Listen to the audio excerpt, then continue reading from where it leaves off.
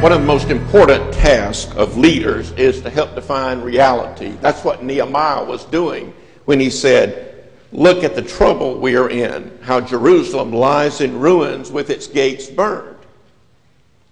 If some had disagreed with Nehemiah, there was no need for an argument. They simply needed to go and look at the wall and see if Nehemiah was right. Nothing is more limiting to a group than the inability to talk about the truth. Since the formation of the United Methodist Church, everything having to do with money has gone up. Net assets, giving and spending per worshiper, total giving and spending. While virtually everything related to people has gone down, such as churches, attendance, membership, professions of faith, children and youth. So how, you might ask, has the denomination sustained itself in the face of such dramatic decline? The reason is each year fewer people gave more money until 2009. You see, for 30 years before 2007, we were accustomed every year to increases in total spending of from 100 to over $300 million before inflation's factored in. And then in 2008, that didn't happen. The increase was just 4.8 million. And then in 2009, for the first time in the memory of most of us, the giving and expenditures actually declined by $60 million. What is different now? Why can't we expect the recession to end and more money will return? The practice of depending on fewer people to provide more money, which has been our economic operating model from the beginning of the United Methodist Church, is unsustainable in the face of the coming death tsunami. We are aware that with the aging of the United Methodist Church, the death rate for United Methodists has gone up. It is 35% higher now than in 1968, even though it has leveled off in recent years, just as the national death rate has. You can see here that we are right in the middle of a kind of plateau that started in 2003 and will continue until 2018 as the death rate in the United States stays flat. But then, what follows this plateau is a death tsunami in the United States that has the potential to wipe out the United Methodist witness in vast parts of entire states.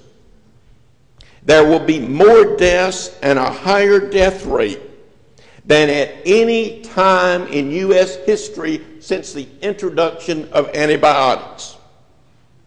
The total number of deaths each year will go up until 2050. There will be 50% more deaths in 2050 than in 2010. And the majority of the deaths you see represented on this chart will be older, non-Hispanic whites and African Americans. In other words, the majority racial makeup of the United Methodist Church in the U.S. So our question is, what is required to survive the death tsunami and return to growth at the same time? I'd like to suggest that the challenge is to reset the financial baseline Let's compare this to a congregation. Let's say at some time in the past, attendance and membership were at one level and the budget was at one level. And now years go by and the membership and attendance has gone down. But the budget not only has stayed the same, but has gone up. At some point, that church has to make a decision. Will it continue every year by hook or crook to try to make that budget?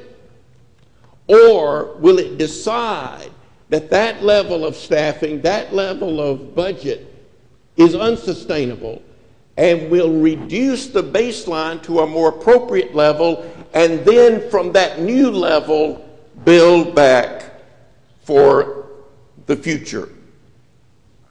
The reset I'm talking about is not needed to get through the next few years. Life can continue about as it has for the last 10 years with some adjustments around the edges. Get rid of a district this year, get rid of a conference staff person next year, and we make it one more year.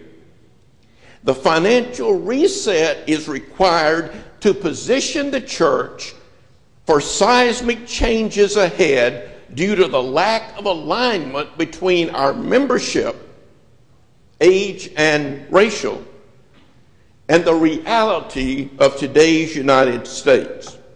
As with any organization facing the future after 45 years of unabated decline in its constituency, there must be a stepping back to a new and lower baseline in order to move forward. Otherwise, all energy must be spent maintaining the old, unrealistic financial baseline. You see, doing everything possible to keep giving at current levels or above will permit the church to survive in the short term, but not in the long term. The opportunity is to refocus on reaching more people. Nehemiah not only described the reality, but he lifted a vision. Come, let us rebuild the wall. You see, we reset financially in order to focus on reaching more people. The purpose of resetting the financial baseline is to free our preoccupation from money to reaching people for Christ through vital congregations. You may be saying, can't we do both? No.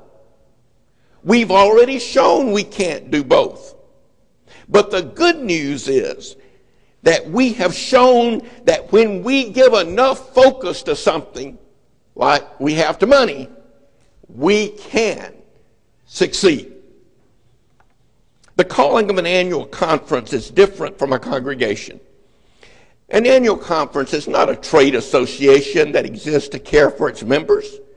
A distinctive task of an annual conference, which no other unit of the church has, is to steward and extend the United Methodist witness within the geographical bounds of the conference.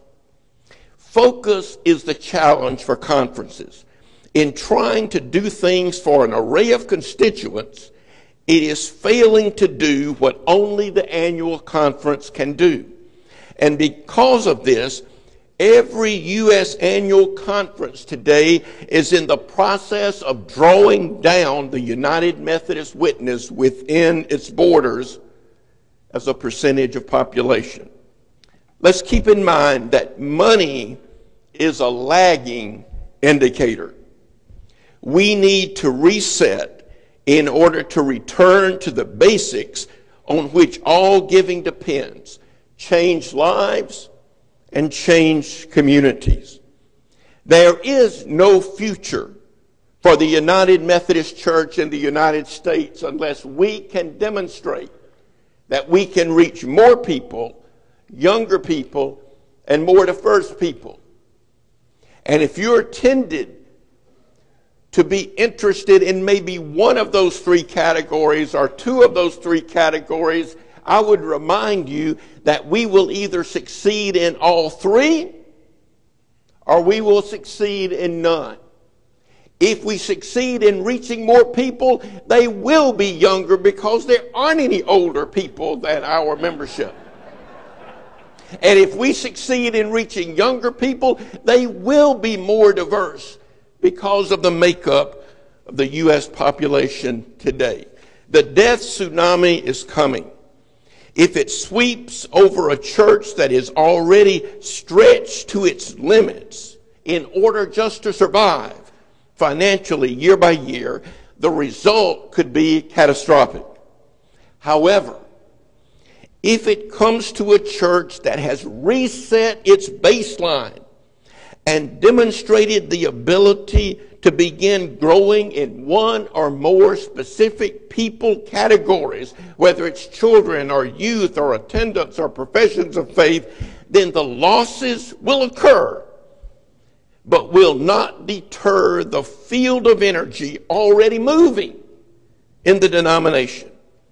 Such movement will not only permit us to survive, but to come out on the other side as a growing, missional, and spiritually alive instrument of God to spread holiness of heart and life across the land. The time to make choices is now, while there are still choices to be made. Otherwise, circumstances will make the choices for us in the future. One of the reasons for this meeting is the legacy cost we have, not only in pensions, but in our system of institutions, boards, and practices that come from another era. Addressing the legacy cost will give us a chance to have a future. But the shape of that future must draw from a much larger set of legacy assets. Indeed, where our legacy costs abound, our legacy assets doth more abound. Just think about it. We talk about evangelical churches growing, while forgetting that the mainline denominations were the original evangelical churches in the United States. We see churches innovating in worship and forget that the Methodists invented innovation in worship. We see house churches and forget that John Wesley started the small group movement. We talk about church growth without remembering that Methodists demonstrated the greatest example of church growth in American history, growing from being the smallest and most insignificant denomination in the country to being the largest, 50% larger than the next size denomination in a matter of a few decades. We see new churches springing up in our communities, and we forget that the denominations that make up today the United Methodist Church, beginning in 1870 through World War I, averaged a net gain of one new church a day for 50 years. Some of the conferences that are struggling today are among those that sent missionaries to the Midwest to start churches when there were as few as 8 dwellings in a community. And it was these same Methodists that started over 1,000 schools, colleges, and universities within 100 years. And even as we seem helpless to respond to the growing racial diversity of the nation, remember that more African Americans became Christians in 10 years of Methodist preaching than in 100 years of Episcopalian, Presbyterian, and Congregationalist preaching, according to the historian Nathan Hatch. And when Bishop Francis Asbury died, 25% of American Methodists were African American. We address legacy cost in order to rediscover the far richer legacy of our legacy assets. We make hard choices not to survive, but to free us to spend the far more bountiful legacy assets. Bishop Watson said, some of you may not have signed up for this job. Nehemiah never thought he would be rebuilding a wall. But Nehemiah did name reality. He named the challenge. He named the opportunity.